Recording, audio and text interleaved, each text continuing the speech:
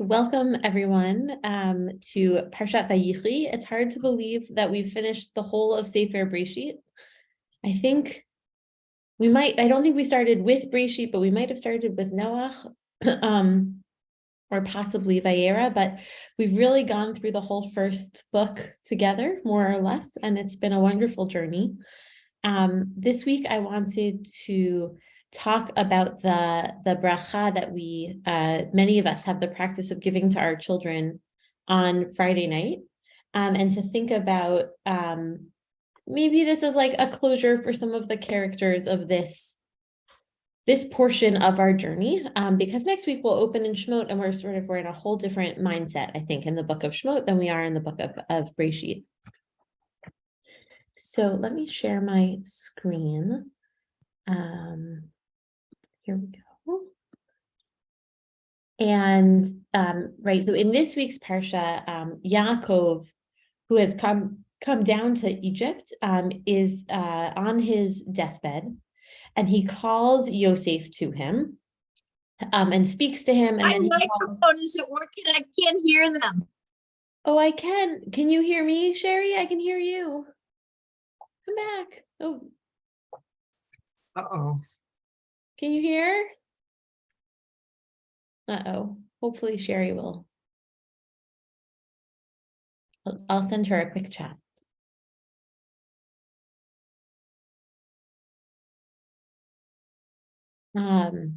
Okay. So Yosef is asked to bring his children in, and Yaakov gives them a bracha, and there is this element of the hand switching, of Ephraim and Manasseh switching places or birth order, sort of. I think there are a lot of echoes, maybe is what I would say, in this bracha element of like a lot of themes of our Sefer. And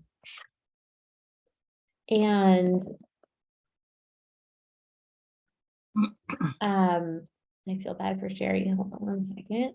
And I'll just mute her while she's figuring it out.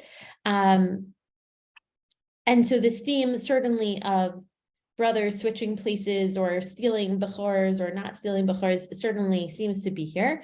But what I want to focus on is the bracha itself, right? So Yaakov, it says Vivarchem, Yaakov blesses them by Yom Hahu, on that day, Lemor, saying, B'cha Yivarech Yisrael Lemor, Yisimcha Elohim K'Ephraim B'chli Menashe, that God should make you like Ephraim and Menashe, that by Yaakov, by Israel, who invokes this bracha, that's what God will say. V'yasem et Ephraim lifnei Menashe, and Yaakov puts out his hands, and the way he does it is a certain order.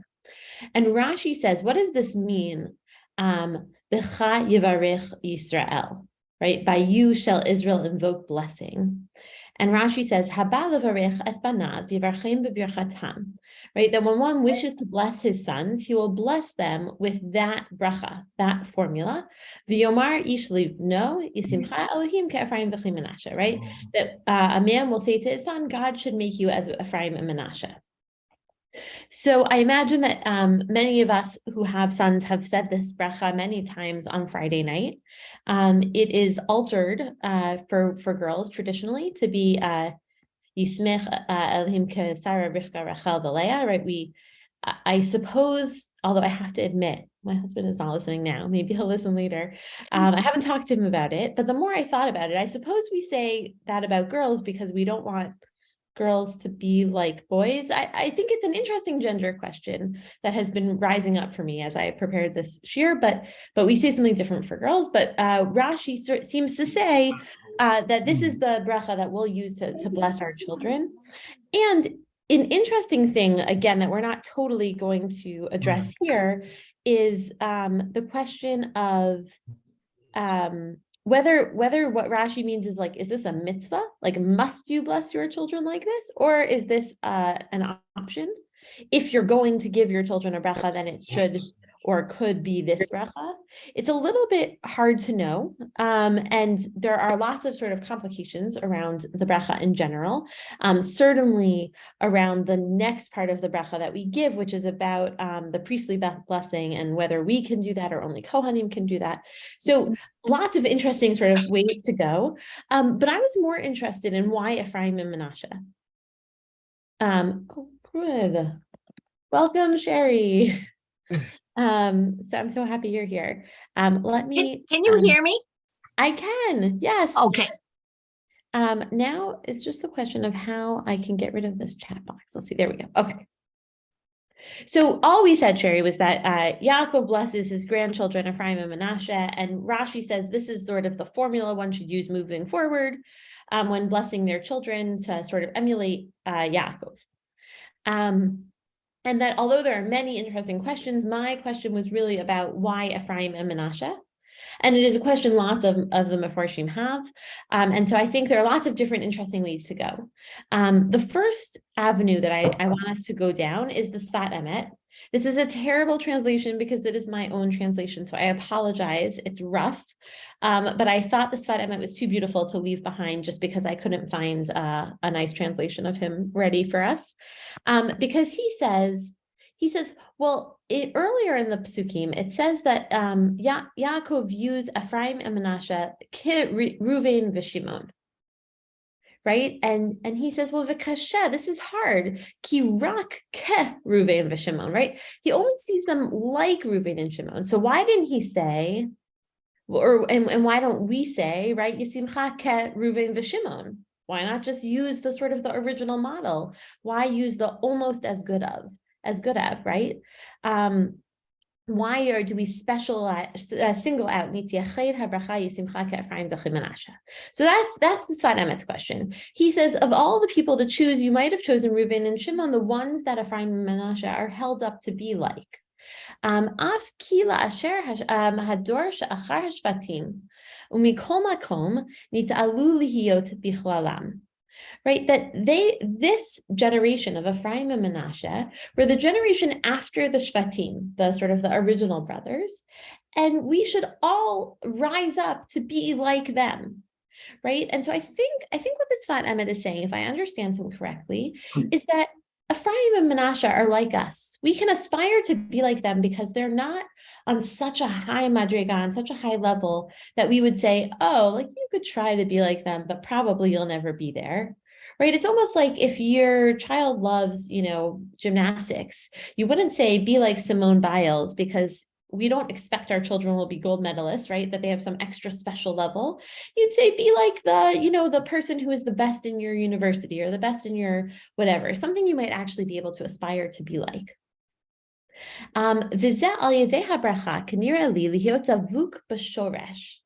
Right, he says it seems to him that this bracha is that we should be glued to the shoresh, to the origin, even when we're on a lower level, that we should always aspire to be close to that original point.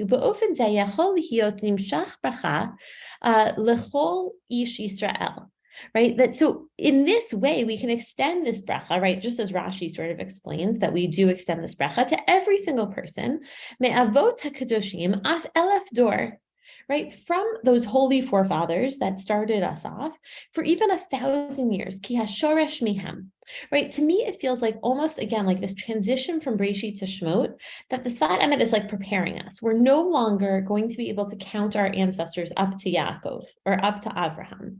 Right, we're spreading out. We're not as close to that shoresh as we once were, and so this bracha is saying, no, you can also try to be like the shoresh, right? Because Ephraim and Manasseh are the highlighted group that we should be like, and they also weren't born like the Shvatim, but they were able to achieve that level on their own. I don't know how. I wonder how this sits with you guys, but to me, it felt like a very nice way of thinking about what this bracha should mean to our children, right? When I think I might have spoken about this in this class the last time I taught it, about what it means to give this bracha. I might have spoken about it during during Naso, which is when we talked about the priestly bracha. Right, but what does it mean when we say this to our children? And so I like this idea that I understood from the Sfat Emet, which is to say, even if you feel sort of far removed from the holiest part of our tradition or the most exalted members of our tradition, we all can aspire to be glued to that shoresh. We all can aspire to rise up our madriga from where we are to one closer to Hashem, one closer to being holy in some way. And so it's a bracha of growth or aspiration, I guess is how I understood it from the Sfat Emet.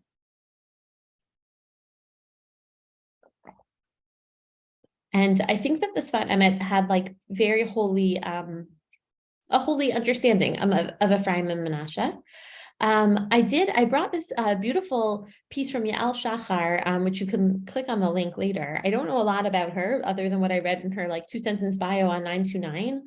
For those who don't know, 929 is there's a goal, like sort of like Daf Yomi, to read one parak of Tanakh each day, and it's a cycle, and 929 has little articles, really interesting pieces on each parak each day to help you remain interested. I think someone teaches a 929 Shiur earlier in the day on Tuesdays, if I'm not mistaken.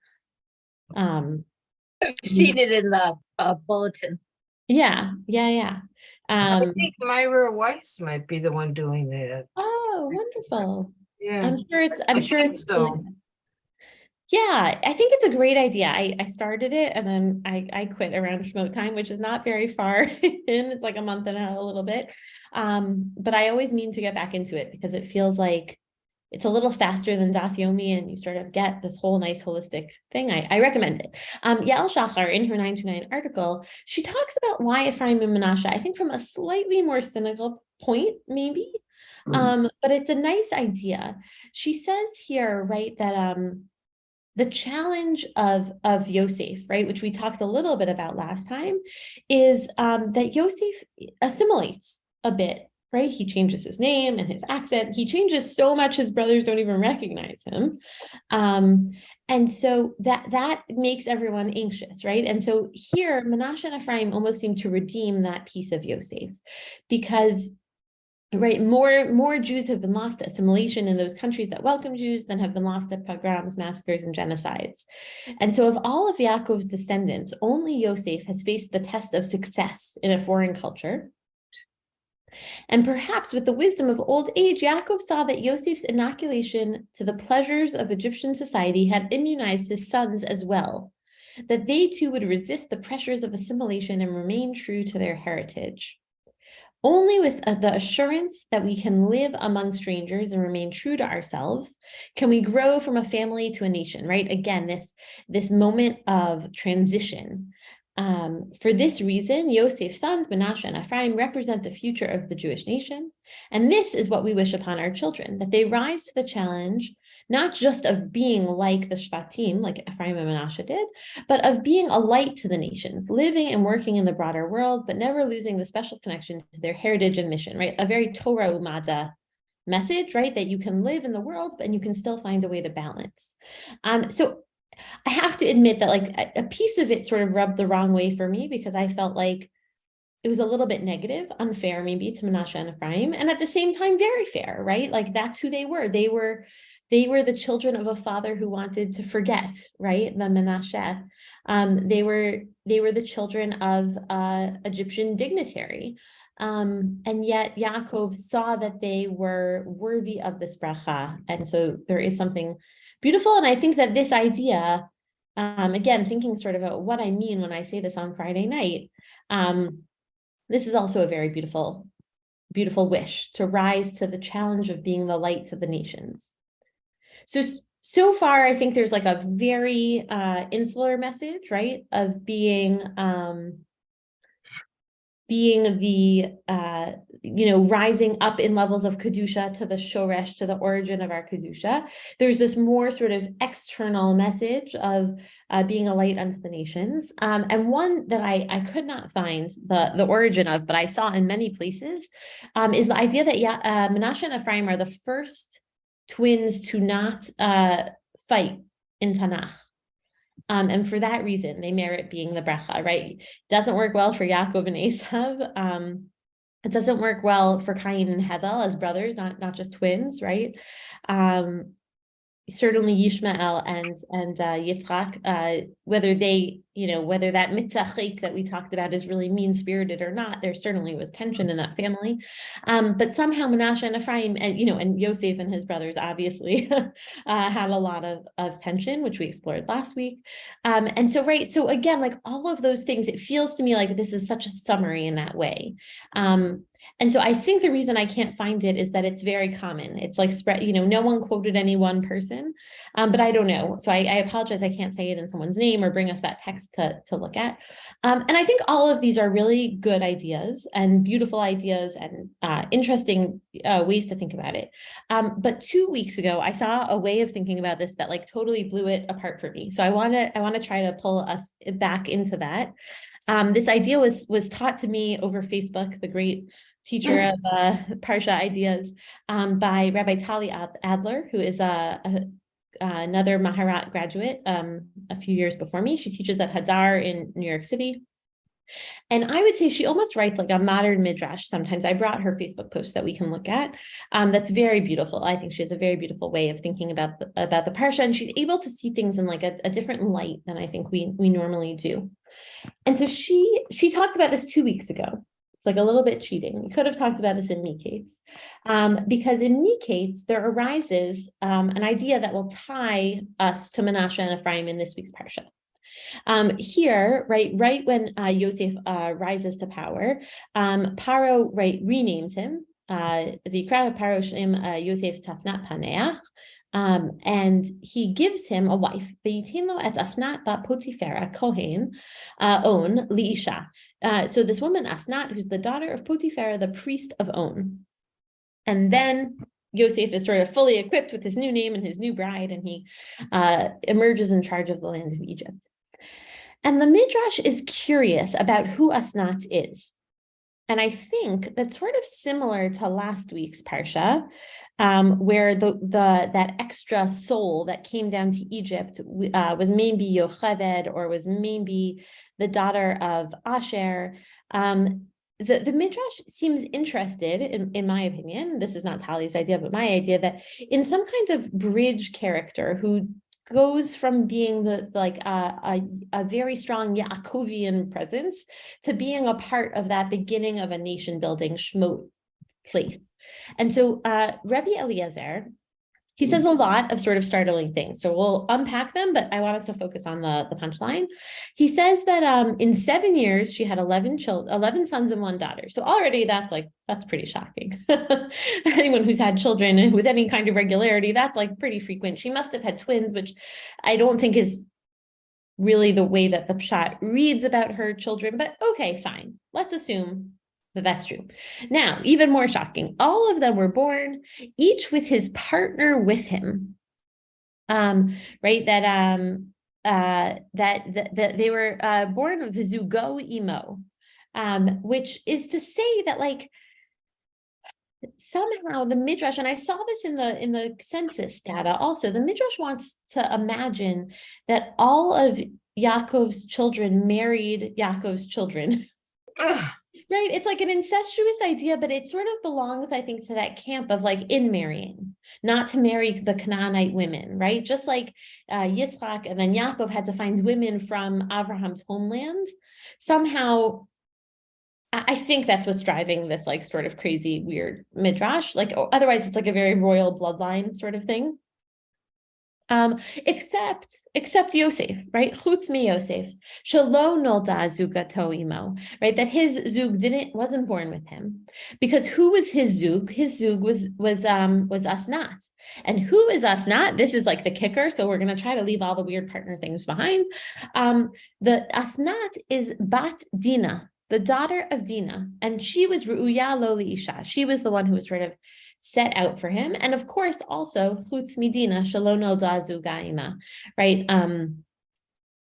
However we want to think about the story of, oh gosh, all of a sudden I want to call it Chelm, which is terrible and not the name of, right? But when the foreign person, whose name will come to me in a minute, or someone feel free to shout it out, right, somehow gets involved with Dinah, whether we want to say like best case, this is sort of considered intermarriage, worst case, rape, right, that Dinah's partner is not born with her in that way. So this is, I think, like a really revolutionary idea that the Midrash has, and it doesn't seem to appear in any other versions, right? There's Breshit Rabbah, and there's other, there's the Midrash Tanchuma, but the only place I could find this was Pirkei de Rabbi Eliezer. So Rabbi Eliezer has this idea that this Asnat, the wife of Yosef, who's the daughter of Potiphar, priest of On, is actually the daughter of Dinah. So he goes on to explain how this sort of arrives to be. So the question is, Ma asa Yaakov? And I think that the answer, this is like an answer to what does Yaakov do with the shame of Dinah, is sort of how I imagine it, sadly. He brings a sheret shel zahav, some kind of golden plate, and he writes the Shem HaKadosh on it. He writes God's name on it. V'tala al tzavara, he hangs it on her neck. V'shalcha, he sends her away. And we don't know how old she is. It's hard to know how much I should play into like my own imaginary drama of putting a baby on like a rock and sort of walking away, because the text does say v'halcha, she sort of went her own way. And everything was revealed before God, and God is not happy with this outcome. I think that's clear, because Vayered Michael hamalach v'harida l'mitzrayim lebeit Potifara, almost like a stork, right? Michael, the archangel, descends and brings her to the house of Potifara, because shahita asnat ru'ya Yosef liisha, there was like something written in the stars that Asnat, the daughter of Dinah, was supposed to be Yosef's wife. And I think that this probably just makes sense to the Midrash. Why would Potiphar's house have taken in Asnat? Well, Potiphar's wife must have been barren, and so she wanted a child so much that when this random child with a necklace with the name of God on it arrived at her door, she said, "Come in," and she took her in. And then, several years later, when Yosef comes down to Egypt, he marries her. And as it is said in our pasuk. So I definitely welcome thoughts. This is like a totally wild midrash. I think that if I had told this to you as a story, we would have said it was like heretical and gross, and right? But it comes from our own tradition, so we have to grapple with it. And so again, it did sort of feel like a stork story to me, which makes it a baby story, which makes it what Yaakov did, I think, really horrible. It could also be more of like and here I hear like an echoing of Yishmael in a lot of ways. Yishmael is sent into the desert to die, and an angel intervenes and saves him. And I also hear like a little bit of foreshadowing, right? Who else floats away from his own Jewish parents, so to speak, to be raised in the house of an Egyptian, to be groomed for their role in the Jewish people, but Moses. Parsha. Yeah, exactly. And so I don't know if that was the intent of the Midrash, but I really do hear like sort of this coalescing of themes, both from Breshit and then also from Shemot, around, what it means to be like a part of the Jewish people and the Jewish family, and what it means to have to live somewhere where that's not your own culture, right? Obviously, Yosef also, in some ways, it's an interesting match for Yosef, right? He also has been away from home for a long time, and he also has sort of assimilated into the culture of Egypt. I would like to believe that this is Rabbi Eliezer and his midrash really wanting to do right by Dinah. And that is what Tali understands. And so I thought we could read Tali's midrash here, and then maybe discuss that as well. Right, so Tali asks this question: why do we bless our sons in the names of Yosef's children? She says something which I had not thought of, and I did not present because of that. She says, according to the Pshat, it is Yaakov's decision. Yosef is his most beloved son, to whom he gives a double portion in the birthright, and to whom he issues the promise that the Jewish people will bless their sons in the name of Ephraim and Manasseh forevermore. That's interesting, right? I didn't even think about that. Why Manasseh and Ephraim? It has nothing to do with them. It's because they're his favorite son's children, right? It's as simple as that, Tali says, right? When we bless our children on Friday night, we bless them in the memory of Yosef's sons, wishing that they will always be the most beloved as well. Well, that's complicated because I give that bracha to two of my children, right? And how could they both be the most beloved, right? It's an interesting question. But in the Midrash in this week's Parsha, and I put Miketz in parentheses because she's talking about 2 weeks ago when this Midrash first occurred, insists that Yosef is not Ephraim and Menashe's only link to Yosef's family. Instead, it offers a story in which their mother Osnat is also the descendant of Yaakov's family, the daughter of Dinah, the daughter who disappears from the Torah's story after she is raped. Dinah, the daughter of Yaakov, the daughter that Yaakov was willing to silently surrender while he cries for Yosef for years. Dinah, whose entire story is shaped by the fact that she is Leah's daughter, which to Yaakov at least makes her expendable. Dinah, who never had a chance. So this is a very sad read of the Dinah story. I think it's probably a fairly accurate one in the sense that Dinah is erased from the narrative of the story. And also, again, something I hadn't really thought of, that Dinah, because she is Leah's daughter, is at a deficit already, right? We talked a little bit about how Rivka is the loved wife and Yaakov and Rachel is the hated wife, and that Leah is a hated wife. oh, thank you. Leah is the hated wife. For keeping me on track here. But this idea that Dinah would be more expendable because she is Leah's daughter is shocking, especially if it is true, right?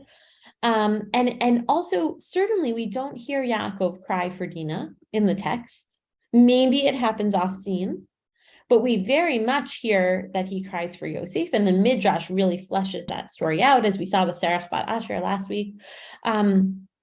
And in that way, Dinah never had a chance. But according to the Midrash, Dinah is not forgotten. According to the Midrash, the blessing we give our sons every Friday night is not just, may God make you like Yosef's children, but like Dinah's grandchildren as well. And now Tali offers what I think is a very extraordinarily beautiful interpretation of what we are telling our children when we give them this bracha. Maybe in saying that, what we mean is this: may we create a world in which every child is loved, a world in which no human being is expendable. May you understand that you come from those the world saw as nothing and those it saw as great. And may you know, truly know, that to God, all of them mattered. So I was quite taken with this post, and I remembered it 2 weeks later to talk about it. And I think it is such a beautiful way of sharing this midrash, right? Because that sentence, everything is revealed, right? To me, I think is where Dinah, I imagine, is where Tali is getting this last line, right? That to God, all of them mattered. God was not happy with the way that Dinah's daughter was treated, and maybe we can read sort of back to the way that Dinah was treated. And so he arranged for her line to be just as strong and just as beloved and just as powerful as Yosef's was, by arranging for Osnat to go live with Potiphera and then to be the wife of Yosef. And I will admit here, and again, I would say it in front of my husband, but I want to talk to him about it. The whole idea of this, and also of all the beautiful sort of reasons for why we give this bracha of Ephraim and Menashe, has made me wonder why we don't give it to girls as well, especially in today's day and age. Maybe some people do, and I don't know.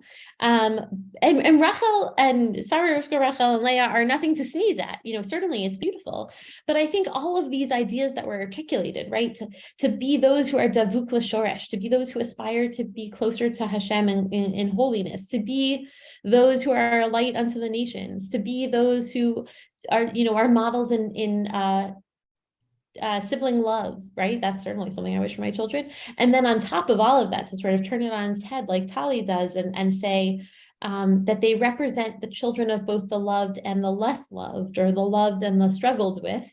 I think it's such a beautiful bracha to offer our children that I almost feel like I'm treating my daughters when I give them that sort of more generic, it feels like bracha, right? Like Abraham, Yitzchak, Yaakov, Sarah, Rivka, Rachel, Leah. There's so much meaning packed behind Ephraim and Menashe that I may go rogue and start offering that bracha to my daughters as well. I don't know.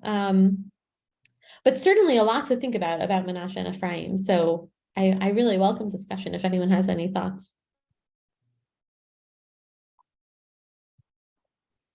Well, I think in Reformed and maybe even Conservative, they bless the patriarchs and the matriarchs. Mm-hmm. Yeah, I And think so, you're right. but not in Orthodox yet. Yeah. Well, and in some ways I like this better, right? I think Ephraim and Menashe is like special in this situation. And so it's a really nice, it's nice, right? We often use our forefathers and foremothers' names in our favor. But not often Ephraim and Menashe, right? And so I think there's like sort of a nice component to that. I would almost rather they give everyone that bracha. I don't know. Judith, yes, I see your hand. Yeah, hope you can hear me. All right. With respect to the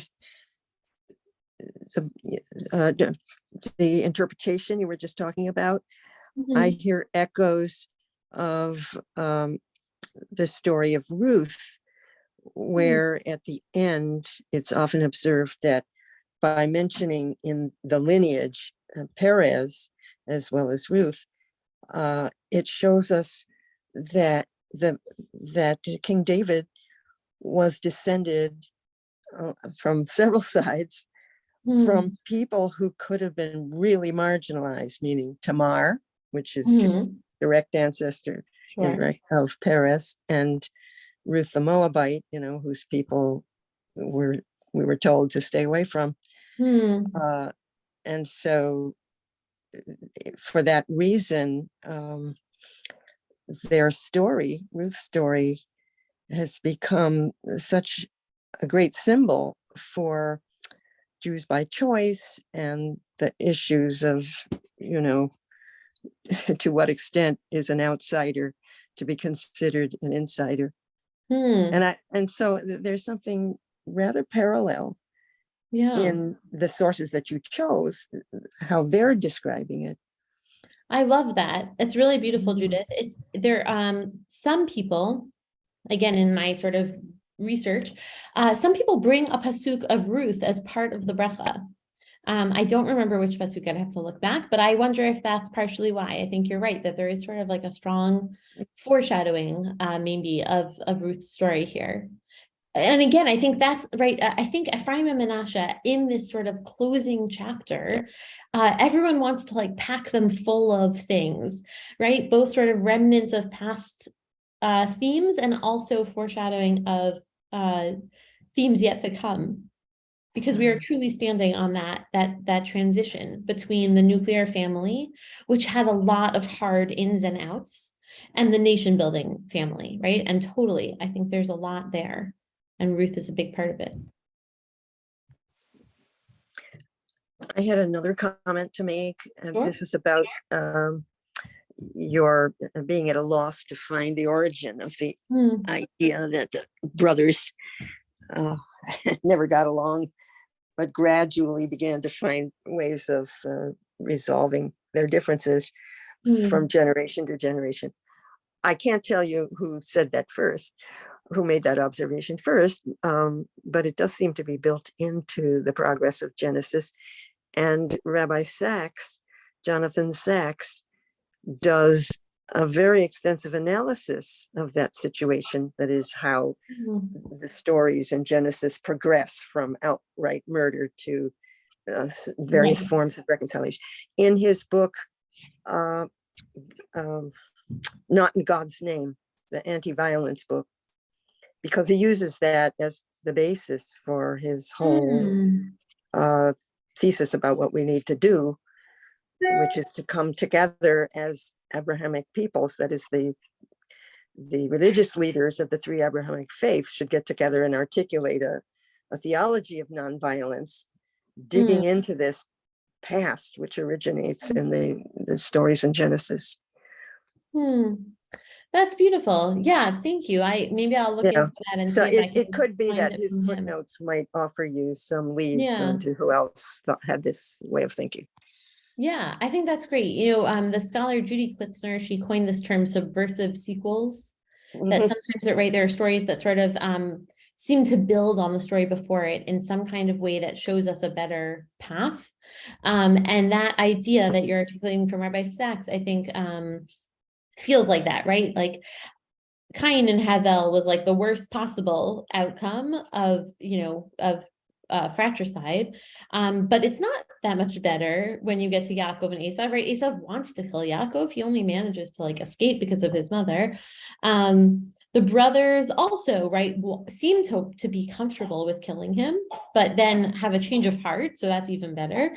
And so Ephraim and Manasseh are certainly held up. Of course, you do wonder, hopefully some of the other Shvatim, right, the other brothers also had sons who might have gotten along.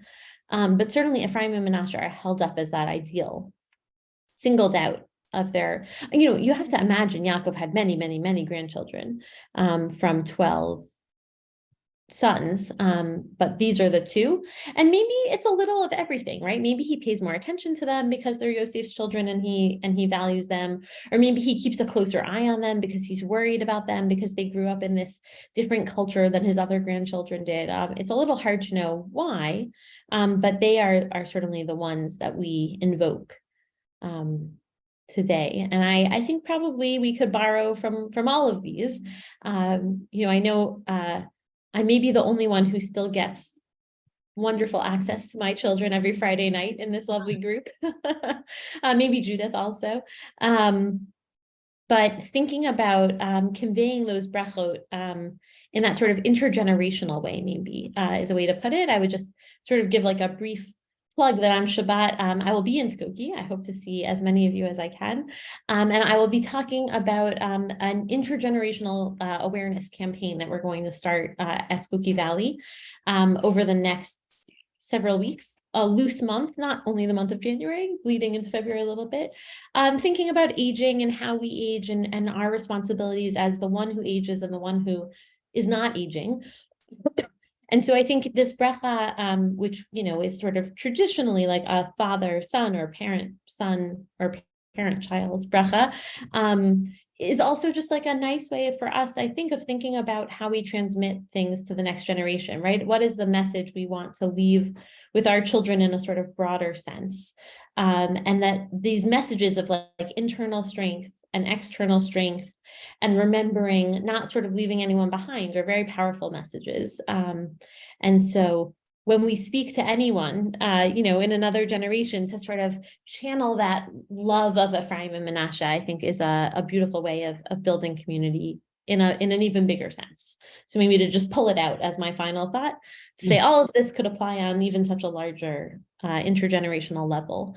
And certainly I think that that's one of the beautiful things of Breshit. One of the things I want us to leave with, right, is that, right, sons come back to bury their fathers, they mourn their mother's death, right? There's like a very strong family, dysfunctional at times, but strong. And we get into Shemot, we lose that family narrative for the sake of the broader national narrative, which is really important. We couldn't be here without it. But that we should, just take a moment to appreciate it on this last Shabbat of Breshit. The intergenerational family piece is very strong. And I think we're lucky at Skokie Valley that there is such a wide range of community members, which is beautiful, from the very old to the brand new, very young, and that is not something to take for granted. In every I happen to live in a college town, so it's a very young community, 20 somethings, not a lot of intergenerational play, and that's truly a gift. And I think we're lucky to have it where we can get it. And that is also certainly a message of Breshit sort of at large.